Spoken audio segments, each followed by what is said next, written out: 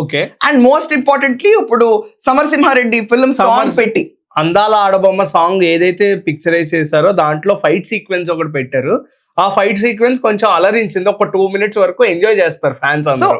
బాలయ్య బాబు గారి అభిమానులు ఖచ్చితంగా సపోర్ట్ చేస్తారు.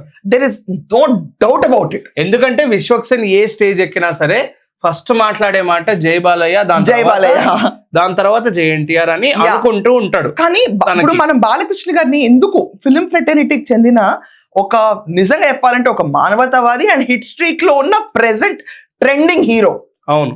అసలు ఒకప్పుడు ట్రెండ్ సెట్ చేశారు, ఇప్పుడు ట్రెండ్ ని మళ్ళీ రీరైట్ చేస్తారు ఆయన.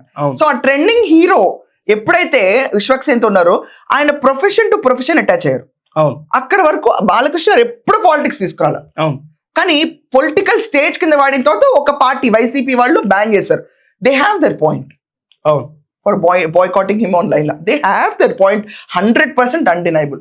బాలకృష్ణ గారు ఎక్కడ వచ్చి ఒక ఈవెంట్ స్పాయిల్ చేయరు. కానీ ప్రొఫెషనల్లీ బాలకృష్ణ గారి గురించి ఎవరు పొగిడినా, బాలకృష్ణ గారు ఎవరికి సపోర్ట్ చేసినా, బాలకృష్ణ గారికి రియల్ కోర్ క్వాలిటీ తెలుసుకుని ఎవరున్నా వాళ్ళ సినిమా హిట్ అయిపోతుంది 100%. బట్ ఇక్కడ ల్యాక్స్ ఏమైందంటే ఇప్పుడు నువ్వు అన్నట్టు రివ్యూస్ అవుతున్నట్టు స్టోరీ లేదు.